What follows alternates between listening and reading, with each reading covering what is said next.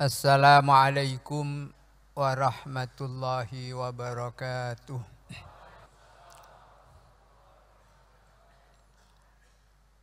A'udzu billahi minasy syaithanir rajim. Bismillahirrahmanirrahim.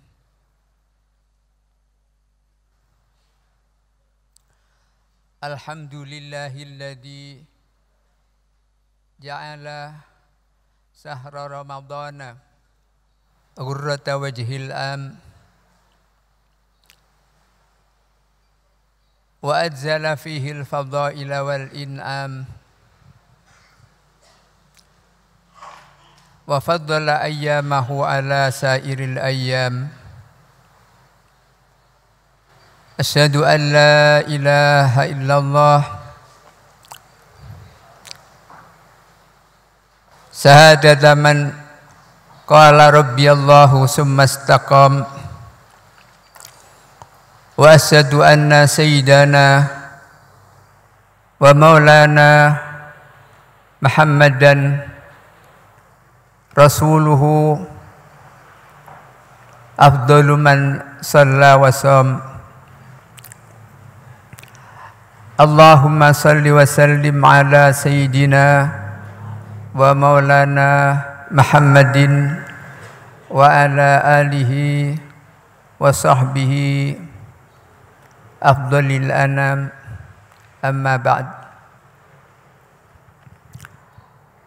Hadratil muhtaramin, para masyayikh, para habaib,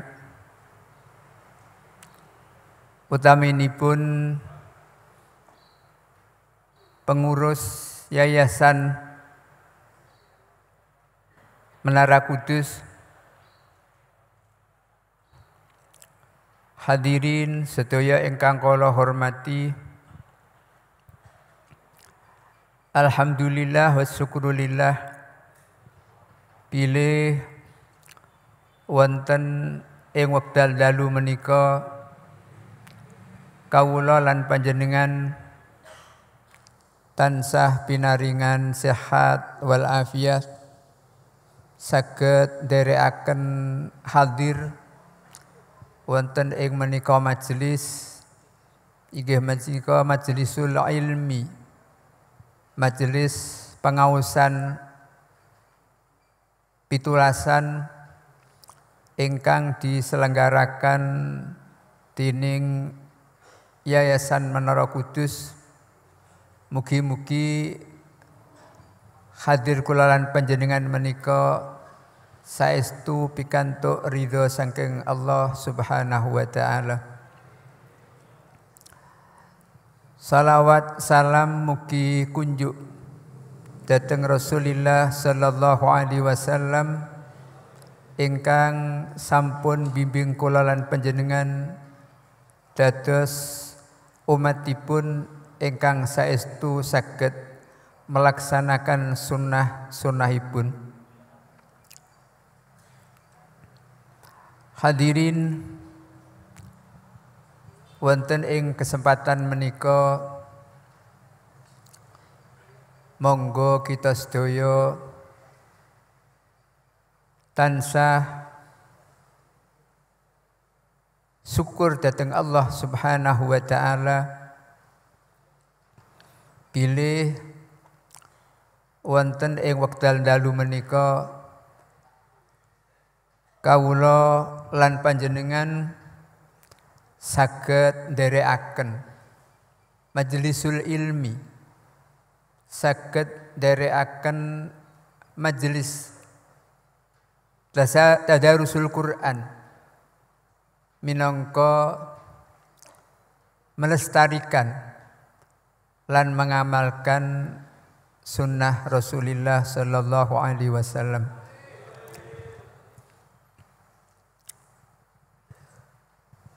Dhateng sungalipun hadis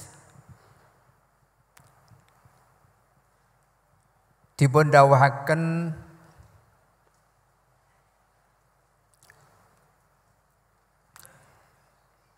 idza ra'aitum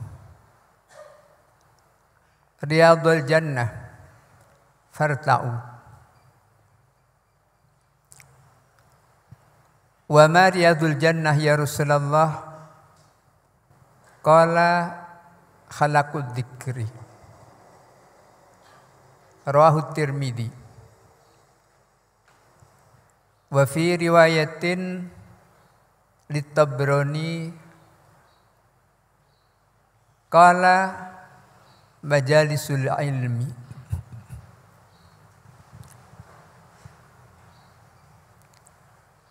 Ingkang suraosipun bilih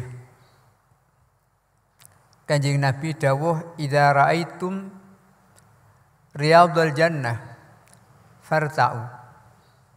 Nek sira kabeh para umat ningali riyadul jannah kebunan surga farta'u, mongko becik padha mangon sira kabeh ana ing riyadul jannah. Maka sahabat nyuwun pirsa wa ma riyadul jannah ya Rasulullah? Napa ingkang panjenengan kersakaken riyadul jannah ya Rasulullah? Napa ingkang panjenengan kersakaken kebun surga? Maka pun jawab Rasulullah, qala khalaquz dzikri. Sing tak kersakaken riyadul jannah yaiku khalaquz dzikri. Kilungane utawa jamaai zikir maring Allah Subhanahu wa taala. Wa fi riwayatin qala majalisul ilmi. Sing tak maksud riyadul jannah yaiku majlisul ilmi. Terus pramila bejo sanget bilih wonten ing kesempatan menika kita saged nderekaken napa ingkang pun anjuraken Rasulullah wonten menika majelis inggih menika khuduru khalaqi dzikri utawi khuduru majlisil ilmi. Lajeng apa itu az-zikri? Sebab kata zikru menika saged napa pun artikan beberapa makna. Sebab az-zikru menika menawi cara teng pesantren ndak al-mufrad al-mu'arraf bi'al menika min siagil umum. Pramila dalam mengartikan zikri menika wonten beberapa pendapat. Wonten ingkang mengartikan khalaquz zikri menika nggih zikir kalimat Allah utawi sanesipun. Wonten ingkang merartoskan az-zikri menika ayil ilmi. Kados riwayat ingkang majalisul ilmi. Ingkang sedaya menika dalam mengartikan menika mirsani dhateng versi masing-masing. Mungkin kalau ahlul Quran akan mengatakan khalaquz dzikri menika halaqu qiraatil Quran. Menawi ingkang ahlut tarik mungkin nggih khalaqu adzikri Allah wa la ilaha illallah. Menawi fuqaha mungkin nggih halaqul fikhi dan sebagainya. Dados memang Rasulullah dawuh menika keranten beliau sebagai Rasul uswatun hasanah, beliau jadi uswah dari kelompok manapun. Sehingga dawuhipun menika bersifat umum sehingga Dari ahlul Quran, beliau bisa mengatakan khalaqud dzikri ay khalaqu qiraatil Quran dan sebagainya. Namung wonten setunggalipun ulama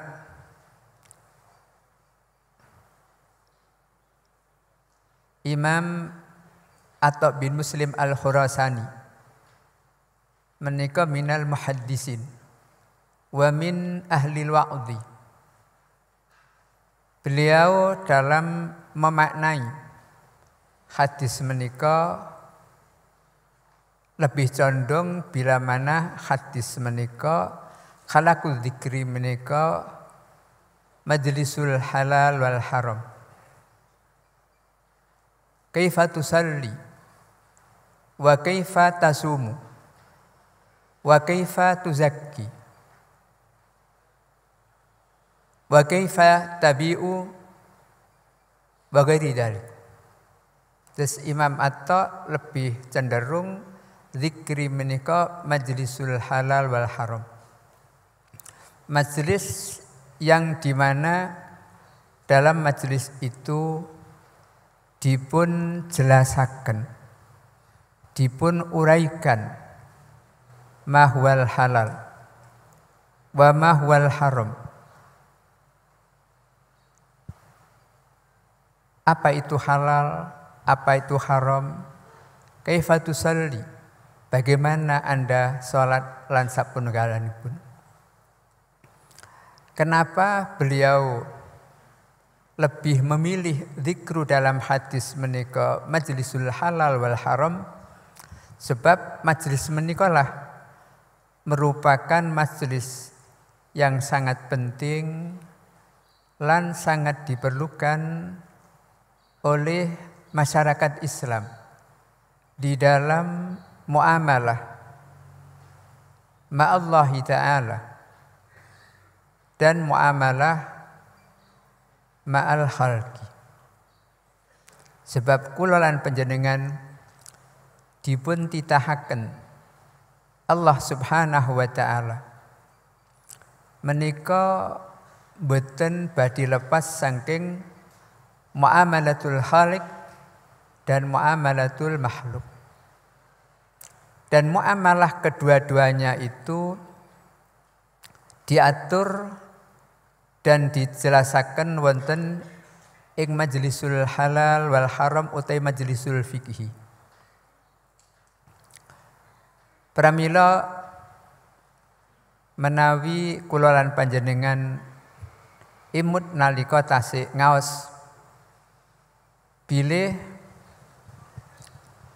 dalam fikih menika dibagi dados kali. Sepindah menika nisful ubudiyah. Mulai kitabut taharah sampai kitabul haji.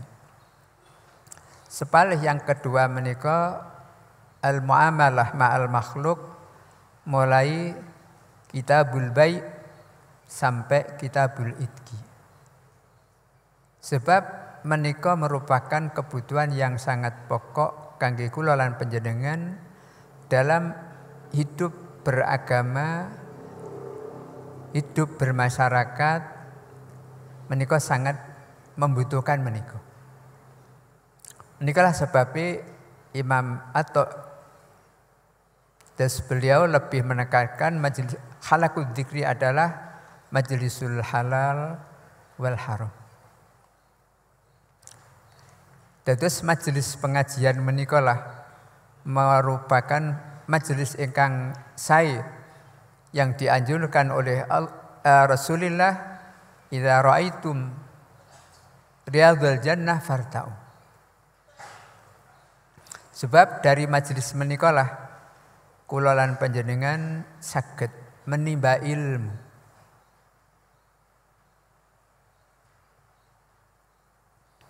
Lajeng ilmu ingkang sangat kita perlukan inggih menika ilmul muamalah ma'allah wal muamalah ma'al makhluk. Ugi dalam riwayat sanes dateng riwayat At-Tabrani menika dikatakan qala majalisul ilmi, bahwa Riyadhul Jannah yang dimaksudkan dalam hadis menika Kanjeng Nabi dawuh majalisul ilmi, majlisul ilmi. Lajeng ilmi apa? Menika ugi masing-masing ulama beliau akan berpendapat sesuai dengan versi masing-masing. Mungkin ulama kalam beliau mengatakan ya ilmul kalam. Kalau fuqaha mungkin mengatakan ya ilmul fikhi. Mufassir mengatakan ilmu tafsir dan sebagainya. Maka Imam Ghazali mengatakan bahwa sebetulnya pendapat-pendapat itu dan pendapat yang mengacu kepada kepentingan masing-masing. Tapi saiktasipun dalam memahami majlisul ilmi menika kita harus menyesuaikan dengan kebutuhan kita piyambak-piyambak. Dados ningali martabatipun piyambak-piyambak. Terus menawi kula lan panjenengan menika tasik tingkatan yang mubtadiin. Mungkin ilmu menika lebih diarahkan kepada ilmi ma'rifatillahi ta'ala, ilmu tauhid. Sebab tauhid menika lah merupakan pondasi pertama untuk bisa dados sahipun ibadah kula lan panjenengan. Mila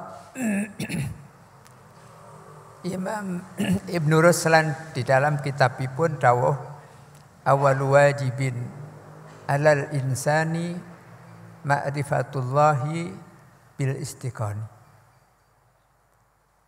Kewajiban ingkang pertama kangge kita manusa inggih menika ma'rifatullah.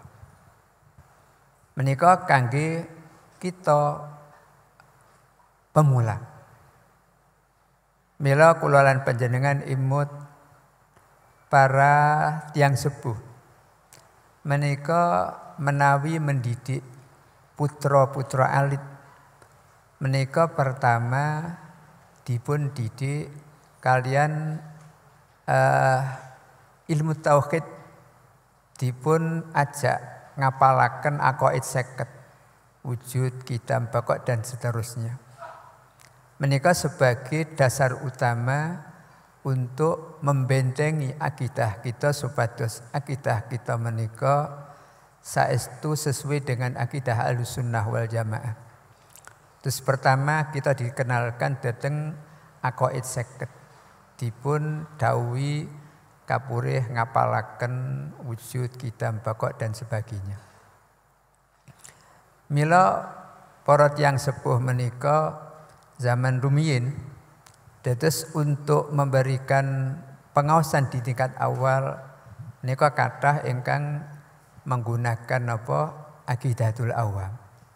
Sebab di sanalah kita diajak untuk memahami al-aqaid, wujud kitab dan sebagainya.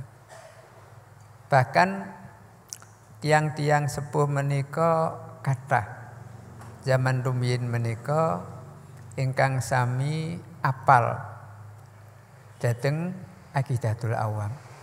Sebab menika memang satu-satunya kitab yang untuk pemula untuk mengenalkan kita dhateng akidah Ahlussunnah wal Jamaah. Tapi duka samangke napa tesik putra-putra kita menika diajarkan aqidatul awam. Tasik nggih. Nggih, alhamdulillah dados kita masih napa nggih tesih apal mboten.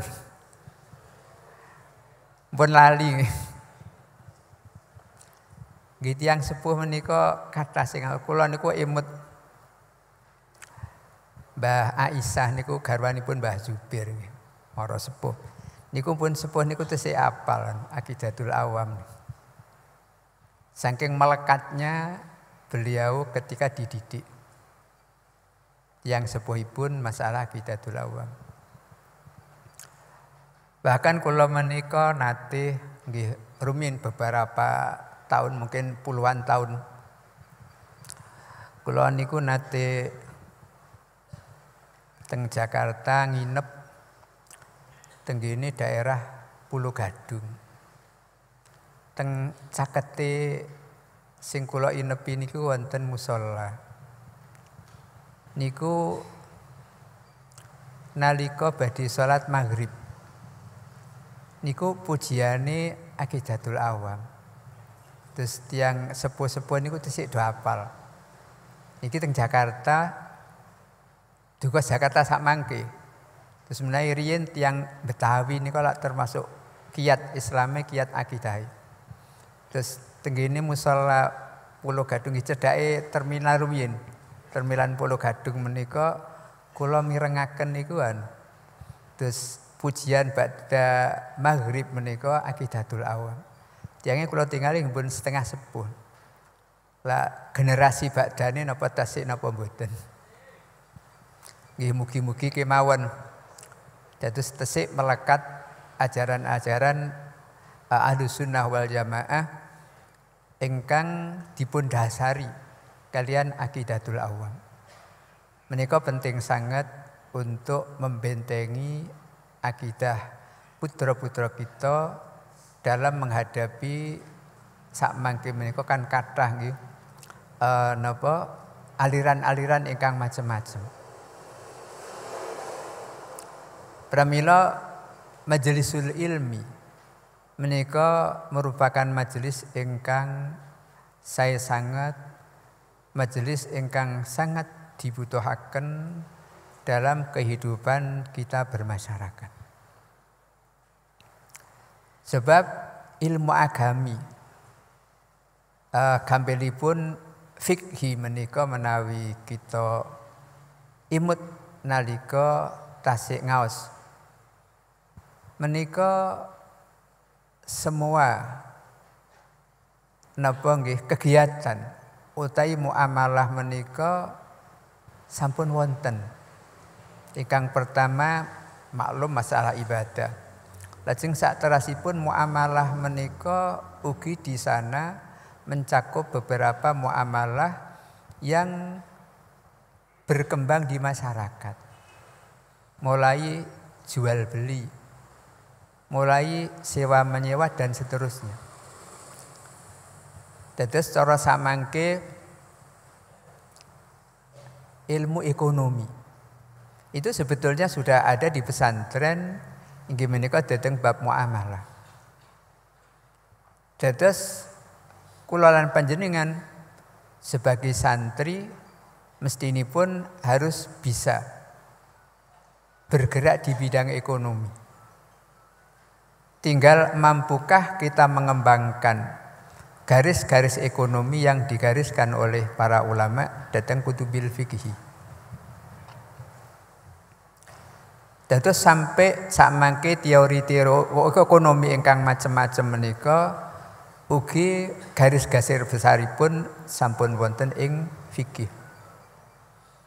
Sehingga menawi kula lan panjenengan menika saestu memahami dengan baik kutubil ulama utaminipun kutubil fikih. Menika insyaallah kula lan panjenengan tasik mampu untuk menjawab permasalahan-permasalahan yang berkembang di masa sekarang. Menika kula lan panjenengan menawi saestu cermat dan teliti di dalam mengkaji dan mentelaah kutubil fuqaha.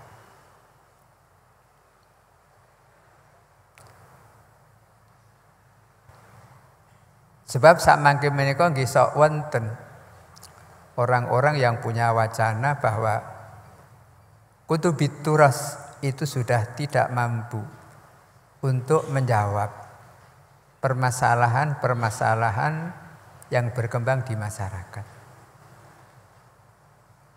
Ya mungkin memang mereka taunya hanya sebatas itu.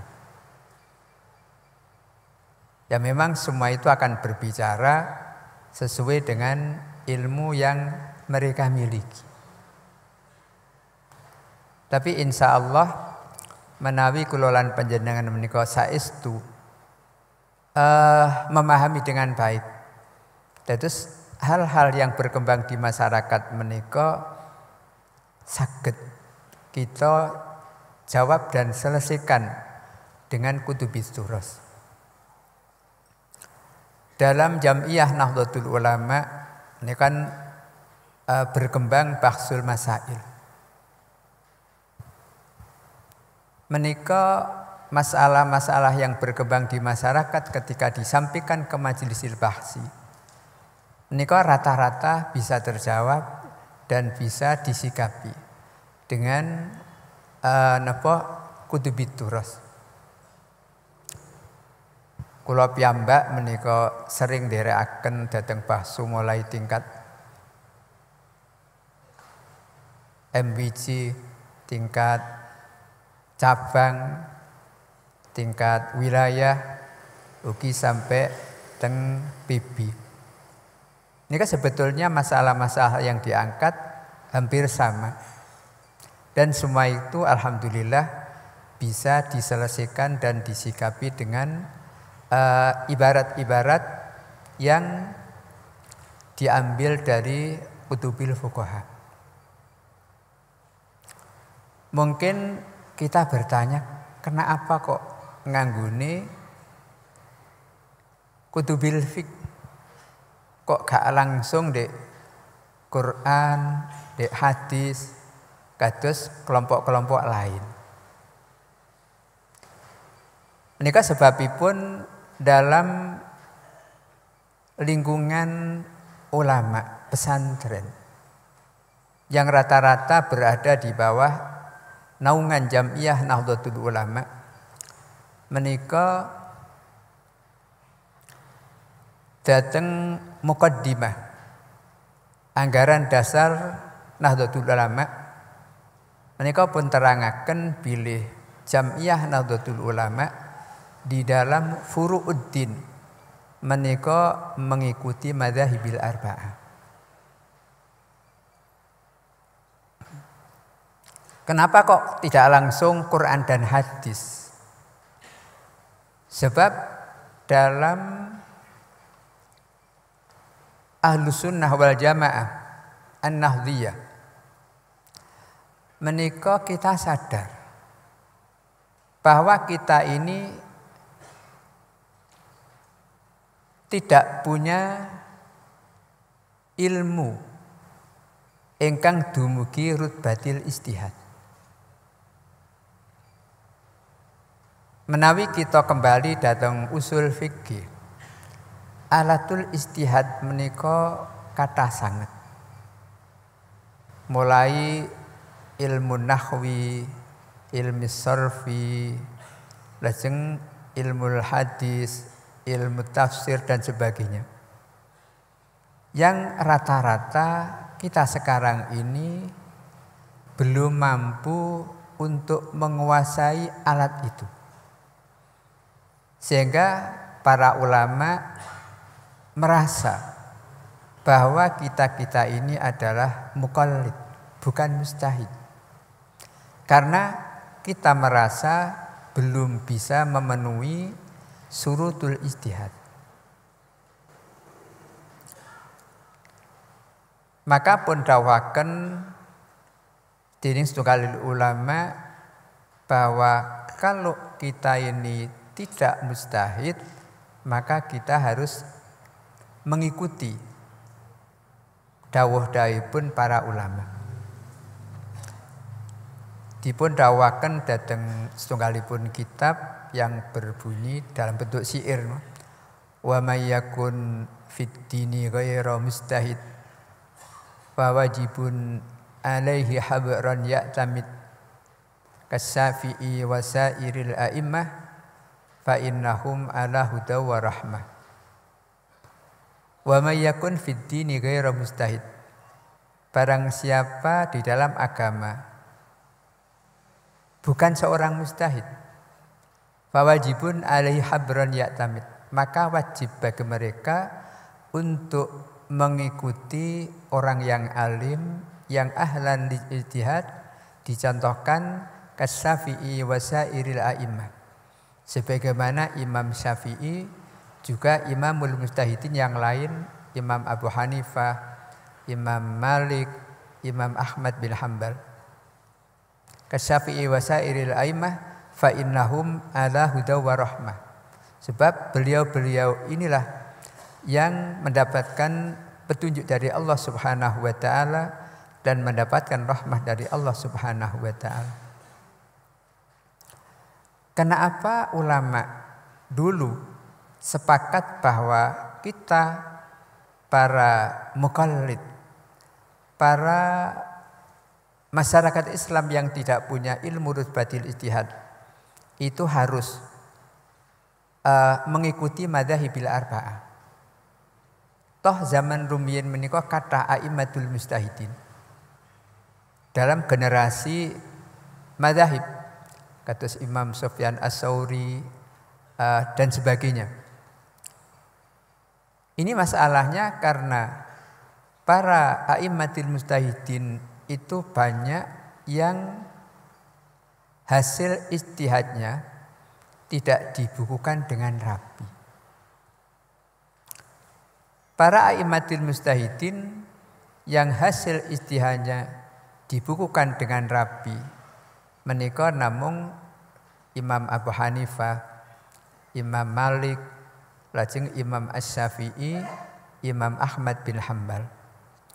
Menika dibukukan komplit termasuk usul fikihnya dan sebagainya.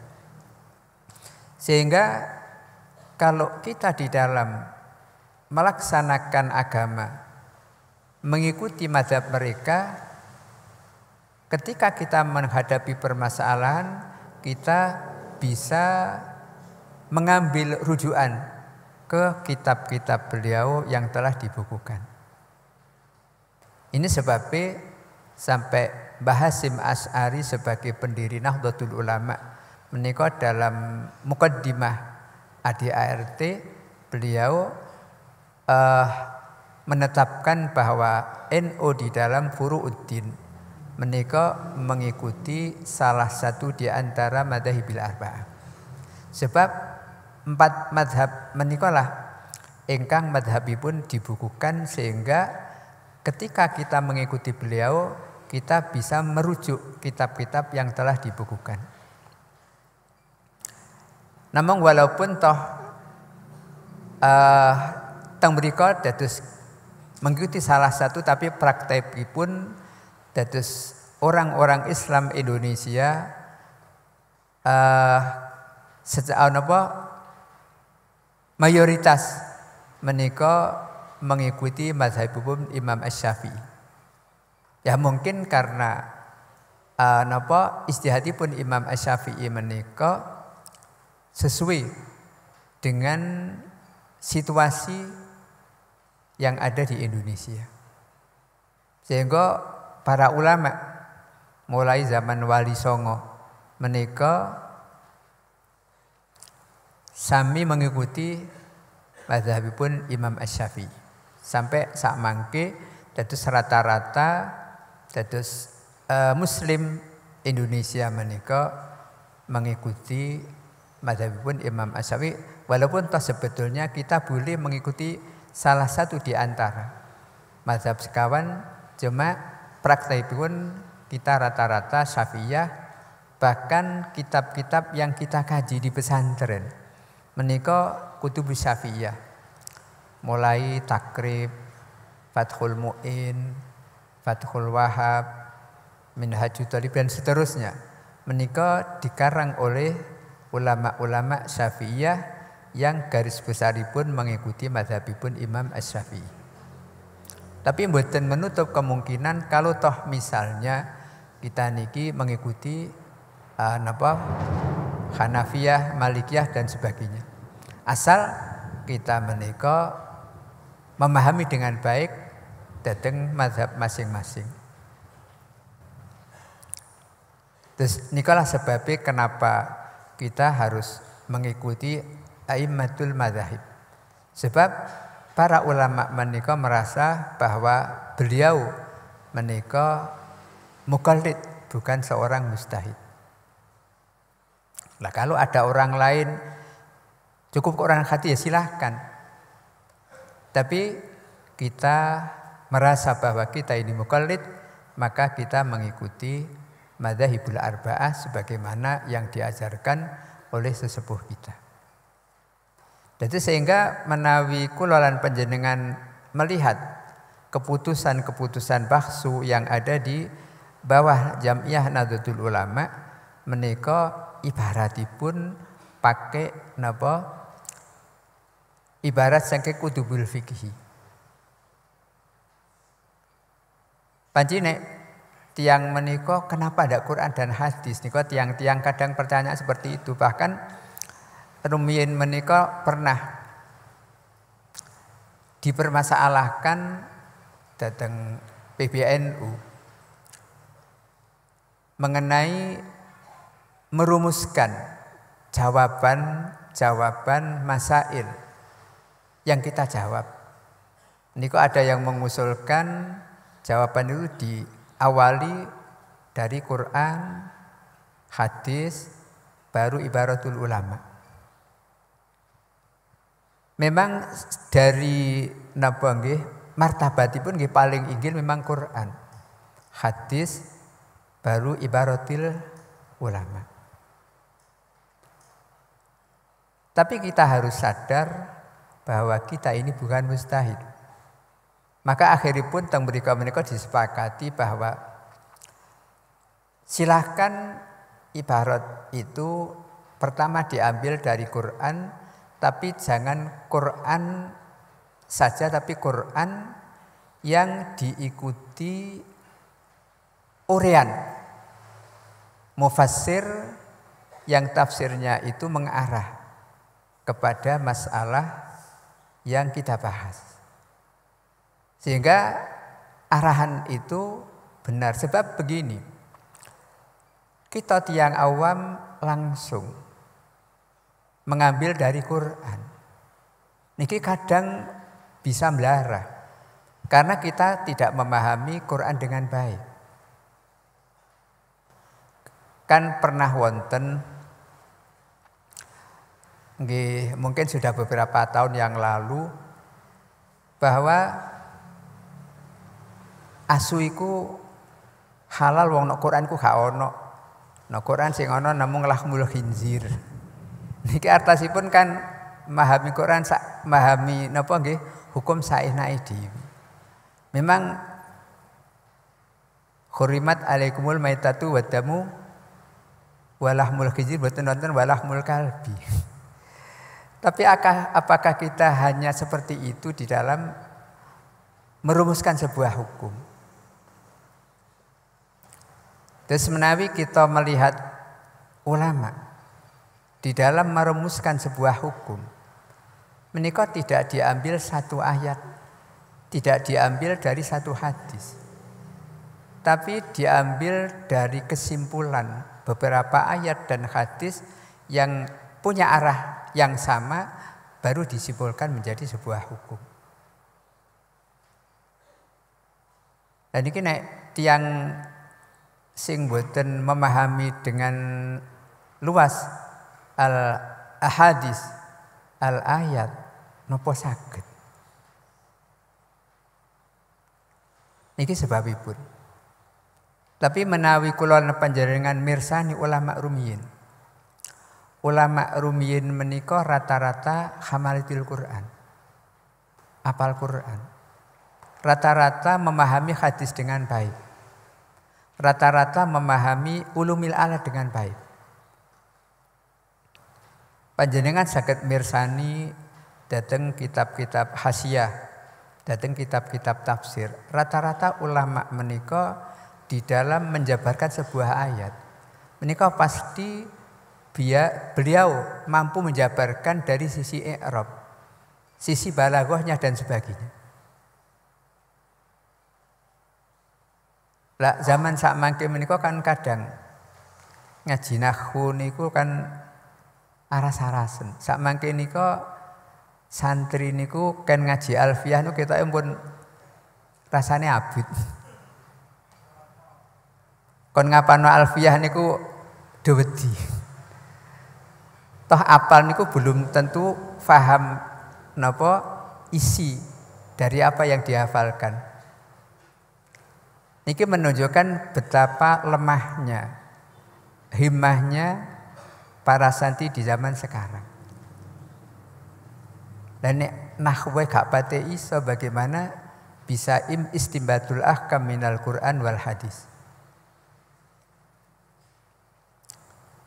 Niki sebabnya kenapa? Di dalam lingkungan Jam'iyah Nahdlatul Ulama menika menawi bahsu beliau hanya berkisar di antara ibaratul ulama. Tapi juga ulama di dalam menuliskan karya tulisnya, misalipun merumuskan ahkamus shalah, menika pasti berangkat dari Al-Quran, dari Al-Hadis. Mila panjenengan menawi maos dateng kitab fikih, dateng Minhajut Talibin misalnya sing rada ageng, menika pasti di sana diawali. Terus be menika aslul be menika napa? Menawi mangke tegene bab shalah menika al aslu fi shalah menika napa? Semua wonten dasar-dasar hadisipun, wonten dasar-dasar Quranipun. Dados ulama menulis fikih menika mboten kok murni napa ra'yinipun piyambak, tapi menika merupakan istimbat saking ayatil Quran, saking napa hadisun Nabi. Dados mboten liar. Dados kita mengambil dari ibaratul ulama menika nggih berarti kita mengambil dari Quran dan hadis cuma mboten secara langsung. Niki ingkang perlu kita paham. Lah ulama-ulama a'immatul mujtahidin menika sayektosipun ugi merupakan penerus daripada para sahabat. Pramila wonten dawuh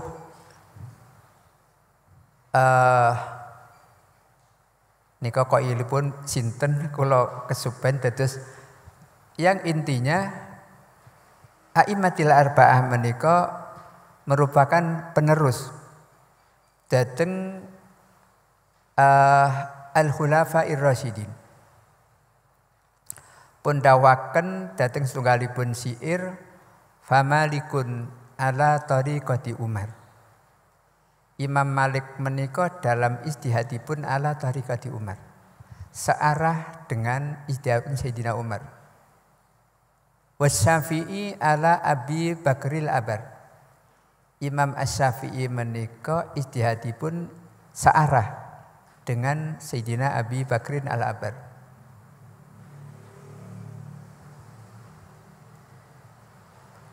Summa ala Utsman Najlu Hambali.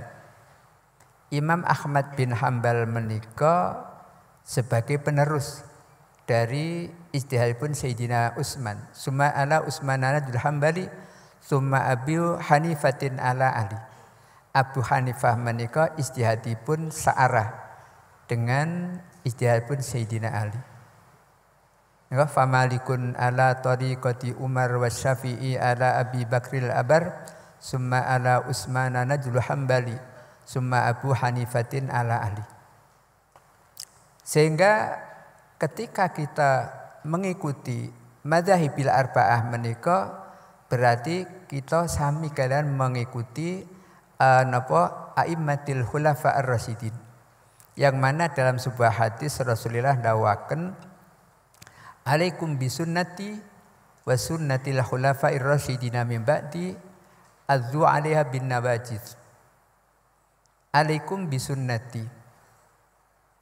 Becik netepi sira kabeh nggone sunnah ingsun. Jadi kalian para umat peganglah di dalam hidup beragama sunnah ingsun Rasulillah. Lajeng wa sunnatil khulafa'ir rasyidina min ba'di. Lan sunnahe prilakune khulafa'ir rasyidin. Artasipun Kanjeng Nabi menika melegalkan kita mengikuti sunnatil khulafa. Atlasipun sunnatil khulafa yang belum ada secara sharih di zaman Rasulullah. Mila kan alaikum bisunnati wa sunnatil khulafa. Nek cara teng pesantren kan al-atfu yaqtadil mughayarah bainal ma'tuf wal ma'tufi alaih. Jadi sunnatil khulafa ini artasipun sunnatil khulafa yang mungkin di zaman Rasulullah menika belum ada. Itu silakan Anda ikuti. Alaikum bisunnati wa sunnatil khulafa. Lah nek zaman Kanjeng Nabi wis ana, kenapa kita harus sunnatil khulafa? Kan langsung teng sunnati Rasulullah. Iki nek cara nahutan al-atfu yaqtadil mughayarah bainal ma'tuf wal ma'tufi alaih. Kan kathah nggih dados sunnatil khulafa yang mungkin di zaman Rasulullah belum ada secara sharih. Nggih satu contoh ingkang gampil inggih menika di zaman Sayyidina Umar. Dados khalifah menika mempunyai kebijakan mengajak umat untuk melakukan jamaat tarawih mulai awal sampai akhir. Yang mana di zaman Rasulullah menika dereng wonten. Niki wasunnatil khulafa. Zaman Kanjeng Nabi, zaman Abi Bakrin menika tarawih dipun tindakan piyambak-piyambak, mboten berjamaah. Wonten berjamaah tarawih mulai awal sampai akhir menika di zaman Sayyidina Umar menjadi khalifah yang kedua. Dados mungkin Sayyidina Umar dados khalifah yang kedua. Terus umat zaman wau karena semakin jauh ditinggalkan oleh Rasulullah, mungkin semangat untuk ittiba sunnah menika mulai menurun. Mila untuk menyemangatkan umat untuk melakukan sunnati Rasul yaitu salatut tarawih dilakukan berjamaah. Terus beliau menghendaki salat berjamaah salatut tarawih dan waktu itu engkang dipun tugaskan untuk mengimami menika Ubay bin Ka'ab karena beliau min ahlil Quran. Terus mboten kok Sayyidina Umar gawe jamaah niku kepengin ngimami niku mboten. Terus beliau menginstruksikan masyarakat untuk jamaah. Lajeng imami pun dipun serahkan Ubay bin Ka'ab karena Ubay menika min hamalatil Quran. Setelah tarawih itu berjalan dengan baik, Sayyidina Umar dawuh nikmatil bid'atu hadhihi. Nika wonten teng Sahihil Bukhari. Api bid'ah ya iki. Jama'atut tarawih 20 rakaat mulai awal Ramadan ilal akhir. Niki kebijakan di zaman Sayyidina Utsman. Zaman Sayyidina Abu Bakar dereng wonten jamaatut tarawih. Dan Sayyidina Umar mengatakan nikmatil bid'atu hadi. Api bid'ah ya iki. Kenapa beliau mengatakan bid'ah? Karena secara sharih di zaman Kanjeng Nabi dereng wonten. Lah apakah Sayyidina Umar itu tidak pernah mendengar dawuhipun Kanjeng Nabi kullu bid'atin dhalalah wa kullu dhalalatin finnar. Nggih mestinipun wong kula jenengan mawon sak mangke roh hadis niku mokok Sayyidina Umar niku gak eruh. Kanjeng Nabi dawuh kullu bid'atin dhalalah wa kullu dhalalatin finnar. Kok Sayyidina Umar mengatakan nikmatil bid'atu hadhihi? Apakah ini tidak ta'arud cara samangki? Nggih mboten. Sebab dari kedua hadis menika kita bisa melihat, bisa memahami bahwa Kanjeng Nabi dawuh kullu bid'atin dalalah. Bid'ah di sana diarahkan kepada bid'atin syar'iyatin. Kenapa? Sebab ingkang dawuh menika Kanjeng Nabi seorang syarih. Kita wangsul datang usulul fikih di dalam mengartikan nas nggih. Menika kalau kalimat itu didawahkan oleh seorang syarih, maka al-aqrab ila muradi adalah syar'i. Kalau Kanjeng Nabi itu mengatakan kullu bid'atin dhalalah, maka harus kita artikan bid'atin ay syar'iyatin, bukan lughawiyatin. Nah, bid'ah syar'iyah itu artinya sesuatu yang baru, yang bertentangan dengan qawaidus syar'i. Itu bid'atin syar'iyatin, itu pasti dhalalah. Lajeng wonten bid'ah niku bid'atin lughawiyatin, bid'ah dari sisi bahasa. Barang itu anyar. Tidak ada di zaman Kanjeng Nabi, tapi tidak bertentangan dengan kaidah syariah. Ini sebabnya Kanjeng Sayyidina Umar, walaupun ada kullu bid'atin dhalalah, beliau mengatakan nikmatil bid'atu hadhihi. Api-api bid'ah ya iki. Terus yang dimaksudkan oleh Sayyidina Umar nikmatil bid'atu, itu ayat bid'atin lughawiyatin. Kenapa kita arahkan kepada bid'atin lughawiyatin? Karena Sayyidina Umar bukan seorang syarih. Sehingga ucapan itu al-aqrab nggih makna lughawi, karena beliau tidak asyarih. Sehingga antara kullu bid'atin dhalalah dan nikmatil bid'atu niki mboten bertentangan. Terus Kanjeng Nabi dawuh kullu bid'atin syar'iyatin, Sayyidina Umar nikmatil bid'atu ay bid'atin lughawiyatin. Maka Syekh Ibnu Izzuddin bin Abdissalam menika dawaken dan qawaidil ahkam bilih bid'ah menika wonten gangsal. Menika maksudipun bid'atin lughawiyatin. Mboten bid'atin nek bid'atin mesti dhalalah. Dan Syekh Izzuddin mengatakan bid'ah dibagi dados gangsal menika bid'atin lughawiyatin. Artinya sesuatu yang tidak ada di zaman Rasul menika tidak semuanya dhalalah, tapi melihat napa kapasitas bid'ah itu sendiri. Apakah bertentangan dengan kaidah syariah atau enggak? Nek boten bertentangan, maka itu dikatakan bid'atin hasanatin. Lah bid'atin hasanatin itu wonten kalane bid'atun wajibatun. Iki jare Izzuddin Abdussalam. Bid'ah niku bahkan wonten ingkang wajib. Satu contoh inggih menika Sayyidina Utsman membukukan Al-Quran.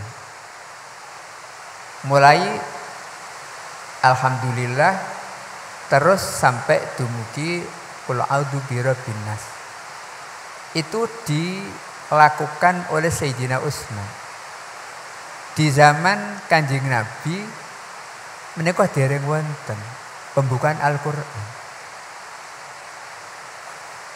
Sakmangke menawi kita bayangkan, andekan Quran menika mboten dibukan rapi oleh Sayyidina Utsman, mungkin kula lan panjenengan sakmangke menika tidak bisa membaca Quran dengan urut kados urutan ingkang wonten sakmangke menika. Sebab Quran dibukukan dengan urut menika dilakukan oleh Sayyidina Utsman. Maka dikenal dengan apa? Mushaf Utsmani utai Mushaful Imam. Menika ingkang menjadi rujukan dalam penulisan Al-Qur'an. Sebab napa dikatakan Mushaf Utsmani? Sebab mushaf itu yang pertama kali membukukan oleh Sayyidina Utsman. Menika ulama mengatakan itu bid'atun wajibatun. Mergo kenapa wajib? Mergo upamane kok Sayyidina Utsman boten membukukan, mungkin kita sak mangkene tidak bisa memahami Quran dengan utuh. Zaman Kanjeng Nabi ini kok ada penulisan tapi pencar-pencar. Karena zaman wau niku dereng wonten kertas terus nulisnya dateng napa Balungunta, dateng Papak Kurma, terus pencar-pencar. Menika dihimpun dan disusun dengan rapi di zaman Sayyidina Utsman. Menika bid'atun wajibatun. Terus kula lan panjenengan sebagai umat Islam kita harus berterima kasih datang apa yang dilakukan oleh Sayyidina Utsman. Jangan mengatakan Sayyidina Utsman itu bid'ah, kenapa kok wani-wani ini bukoni Al-Quran di zaman Kanjeng Nabi gak ono. Sebab dengan jerih payah Sayyidina Utsman kula lan panjenengan saged membaca Quran dengan baik. Lan kathah sanget terus perilaku-perilaku yang tidak ada di zaman Kanjeng Nabi tapi ada di zaman Al-Khulafaur Rasyidin. Menikalah sebabnya Kanjeng Nabi dawuh alaikum bisunnati wa sunnatil khulafair rasyidin min ba'di. Pramila saking menika kita mboten sisah napa mboten sah bingung menawi wonten tiyang sanes sidik-sidik bid'ah, kulo bid'atin dolalah, silahkan mereka bilang seperti itu. Tapi insya Allah apa yang kita lakukan menika wonten dasaripun apa yang diajarkan oleh para ulama, para sesepuh. Datang kita sedaya menika wonten dasaripun. Walaupun toh misalipun di zaman Kanjeng Nabi menika belum ada, tapi itu ada di zaman Al-Khulafa Ar-Rasyidin. Dan juga sebetulnya Kanjeng Nabi dalam sebuah hadis dawakan man sanna sunnatan sayi'atan falahu ajruha wa ajru man amila biha ila yaumil qiyamah. Dan seningali man sanna sunnatan hasanatan. Ini berarti Kanjeng Nabi membuka pintu kepada kita untuk melakukan hal-hal yang baik yang tidak bertentangan dengan kaidah syariah walaupun toh di zaman rumiyin dereng wonten. Dados hadis man sanna sunnatan sayi'atan falahu ajruha wa ajru man amila biha. Menika merupakan sebuah jalan bagi kita untuk melakukan hal-hal yang baik yang tidak bertentangan dengan kaidah syariah walaupun di zaman Kanjeng Nabi belum ada. Bahkan Imam Nawawi fi Syarh Muslim beliau mengatakan man sanna sunnatan hasanatan. Ini salah satu bentuk at-takhsis min umumi qauli Rasulillah kullu bid'atin dalalah wa kullu dalalatin finnar. Sebab menawi kula lan panjenengan menika mirsani dateng apa yang kita lakukan. Menika sebetulnya banyak hal-hal yang di zaman Kanjeng Nabi menika dereng wonten. Tapi karena itu baik kita lakukan. Satu contoh sak mangke di dalam pendidikan. Wonten pendidikan pondok pesantren. Wonten pendidikan madrasah pakai kelas. Niki di zaman Kanjeng Nabi lak dereng wonten. Tapi itu dilakukan oleh para ulama-ulama kita. Ini termasuk sanna sunnatan hasanatan. Bukan termasuk kullu bid'atin dhalalah wa kullu dhalalatin finnar. Terus maka kita jangan terpaku dengan kullu bid'atin dhalalah. Terus sidik-sidik bid'ah, dhalalah, ahlun nar dan sebagainya.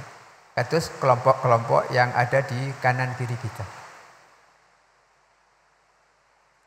Terus memang kita akui bid'ah kalau syariah itu mesti dhalalah. Tapi tidak semua bid'ah itu dhalalah. Kok misalnya semua yang tidak ada di zaman Kanjeng Nabi itu bid'ah dan dhalalah. Kita niki gak iso ubah. Listrik ini zaman Kanjeng Nabi lak gak ono. Listrikan niku bid'ah dhalalah nggih sakniki nganggo uplek ae.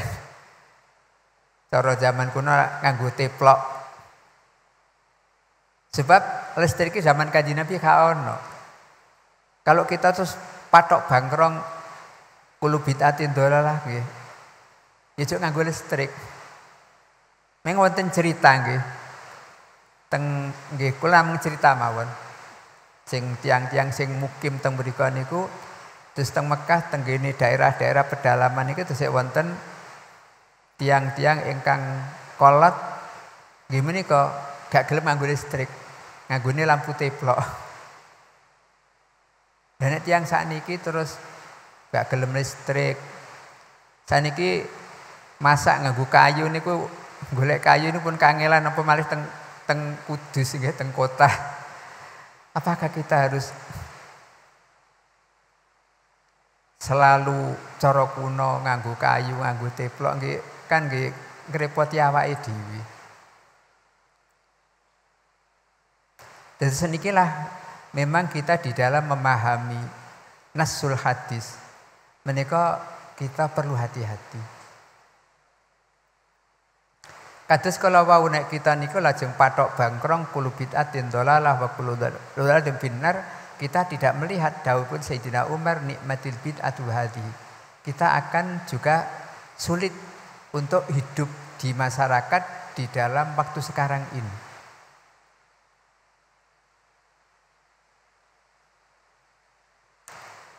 Pramila saking menika monggo kula lan panjenengan sami nderekaken dawuhipun Kanjeng Nabi idza raaitum riyadul jannah fartam. Atasipun kita kedah semangat untuk selalu hadir wonten ing majelis pengaosan ingkang dalam hadis kala wau diibaratkan riyadul jannah kebun surga. Atasipun majlisul ilmi menika merupakan majelis yang mengkaji ilmu-ilmu agama yang mana dengan memahami ilmu agama itu akan mengantarkan kita ke surga Allah Subhanahu wa taala. Niki melanipun Kanjeng Nabi idza raaitum riyadul jannah fartau. Lalu sampai kapan kita ngaji? Samangke nikola wonten wong kok ngaji terus enggak nembe-nembe rame nggih. Wonten yang kok ngaji terus gak ngopeni anake. Nggih maklum mungkin mereka ndak pernah ngaji. Ndak pernah hidup di masyarakat bawah. Dalam Islam ngaji ilmu menika sangat penting. Sebab napa? Dalam hadis al-ilmu hayatul Islam wa imadul iman. Ilmu itu hayatul Islam. Sebagai ruh yang menghidupkan Islam. Islam tanpa ilmu tidak akan hidup. Bagaikan jasad tanpa ruh. Iki dawuhipun Kanjeng Nabi, al-ilmu hayatul Islam wa imadul iman. Cagake iman. Nah, ilmu itu akan bisa kita hasilkan di majelis pengajian. Ini sebabnya Kanjeng Nabi idza raaitum Nah, idza menika sampai kapan? Yo setiap ada. Jadi ketika Anda melihat Riyadul Jannah, silakan Anda untuk ikut bergabung ke sana farta'u. Jadi sampai kapanpun, setiap kali kita melihat, maka kita dianjurkan oleh Rasulullah untuk ikut bergabung ke sana. Sebab napa? Majlisul ilmi itu sangat penting bagi kita muslim yang hidup beragama.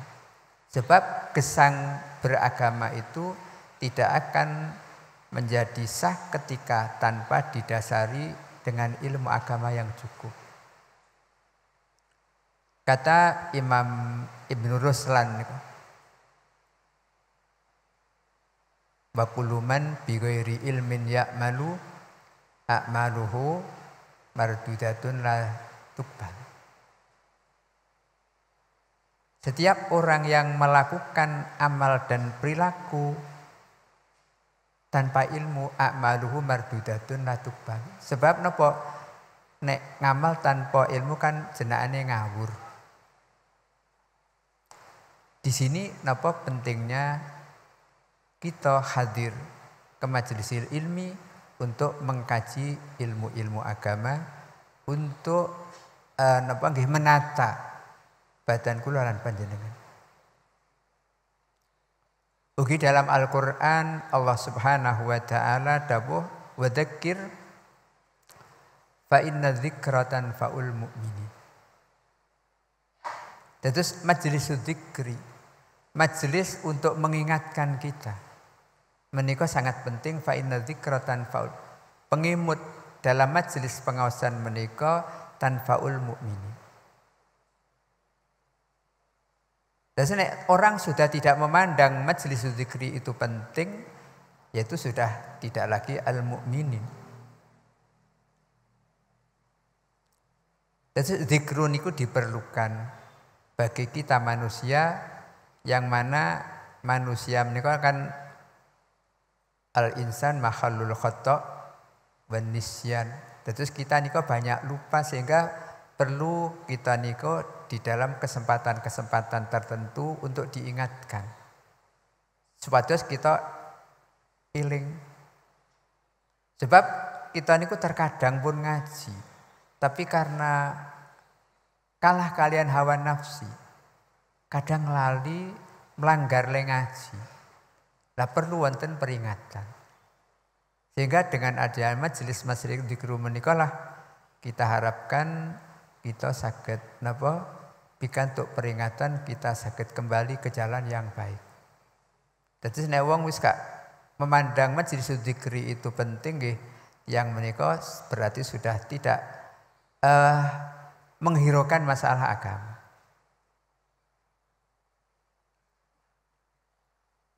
Napa malih zaman sak mangke menika nggih kados mekaten menika.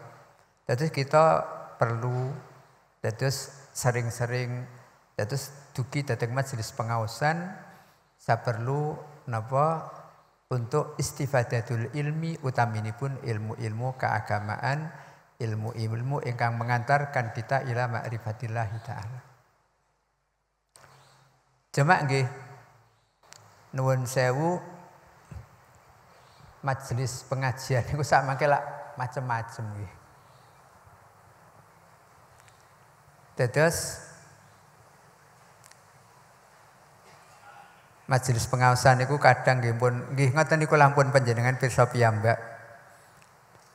Tapi marilah kita kembali kepada majelis pengawasan cara kuno.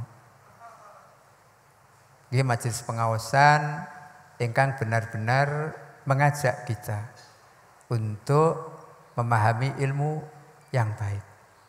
Kados kalau Syekh Atta Al-Khurasani, majelis dzikri menika majalisul halal wal haram. Menika lah yang sangat penting untuk kita ikuti.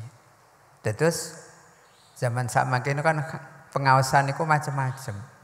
Kadang pengawasan sak mangke menika ngalor ngidul gak karuan parai. Sehingga kadang kok ngaji niku ditakoki, ngajine mau apa? Enggak eruh. Nggih kadang saya wah kiai ini lucu. Kadang wah kiai ini suaranya api. Tapi dia materi pengawasan itu sendiri enggak tahu. Lah apakah ini dikatakan majlisul ilmi? Niki zaman akhir nggih ngaten menika. Panji zaman samangke niku nek ngaji pancer cara teng pesantren niku kadang yange jenuh. Kadang do ngantuk. Nggih niki masalah itu. Terus ngaji niku jane sing benar-benar zikru fadzikir fa inna dzikra nggih ngaji sing benar-benar fihi al halal wal haram fihi ilmun yuaddi ila ma'rifatillah ta'ala.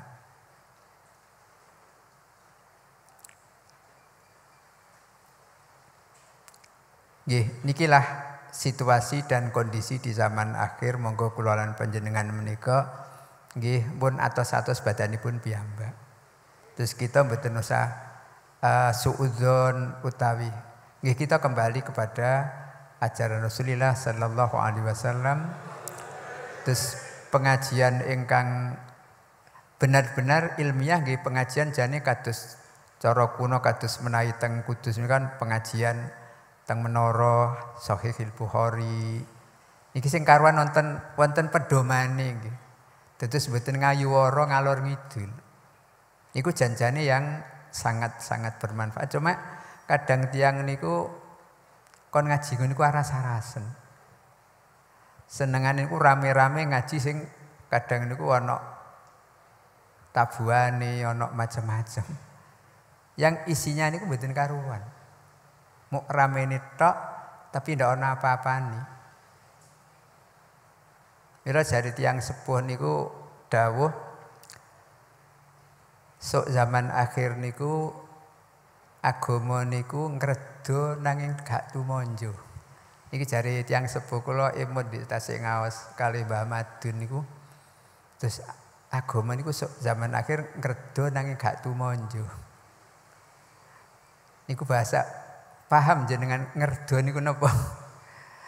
Ngerdo niku berkat ageng. Nek gak tumonjo artinya ndak terarah.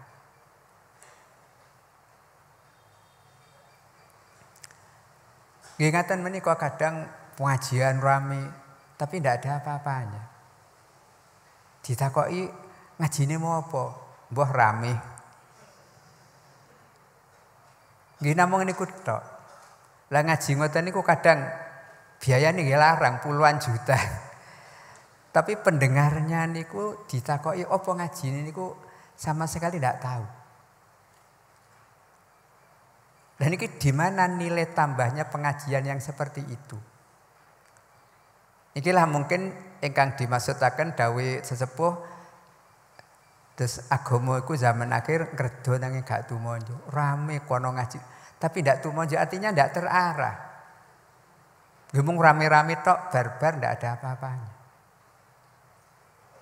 Maka pengajian rame tapi mungkarut juga tambah rame. Bahkan kadang di majelis pengajian sendiri itu banyak mungkarot yang kita tidak sadar.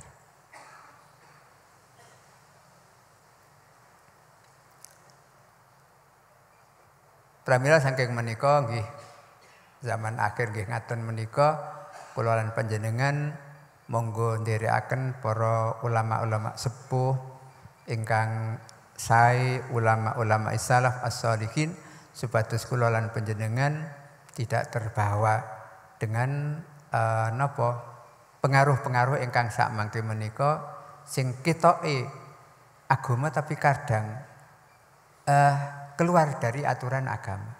Ketoke ngaji tapi ternyata di sana banyak mungkarat yang mestinya harus kita jauhi. Ketoke ngaji. Nikilah zaman akhir pramila saking menika mugi-mugi kula lan panjenengan ingkang tasih napa sregep ndherekaken pengaosan dhateng menara dan sebagainya kita tetap napa netepi dhateng sunahipun Rasulullah sallallahu alaihi wasallam sehingga kula lan panjenengan saged derek dawuhipun Kanjeng Nabi, man ahya sunnati faqad ahabani wa man ahabbani kana ma'i fil jannah. Man ahya sunnati faqad ahabbani. Sing sapa wonge nguri-uri sunah ingsun faqad ahabbani, maka orang itu demen ingsun Kanjeng Nabi. Dados mahabbatur Rasul menika lebih ditekankan ittiba'us sunnah. Atasipun memegang dan melaksanakan dengan baik sunnati Rasul. Bukan hanya membaca sholawat. Baca sholawat bagian daripada tanda-tanda mahabbah. Tapi mahabbah itu daikannya man sanna, man ahya sunnati. Sing sapa gelem ngurip-ngurip melaksanakan dengan baik sunnah ingsun Kanjeng Nabi, faqad ahabbani wa man ahabbani kana ma'i fil jannah. Terus mugi kula panjenengan di tengah-tengah ramini bangsa menika kula lan panjenengan tetep napa saged megang sunnati Rasulillah sehingga kita termasuk mahabbatir Rasul, dan ketika kita mahabbat dan Rasul kita saged masuk surga sareng-sareng kaliyan Rasulillah sallallahu alaihi wasallam. Makatan mungkin ingkang saged kawula aturaken dhateng kesempatan menika, mugi-mugi manfaat dhateng kula lan panjenengan. Monggo kangge khotmil majelis kita ndonga sareng-sareng. A'udzubillah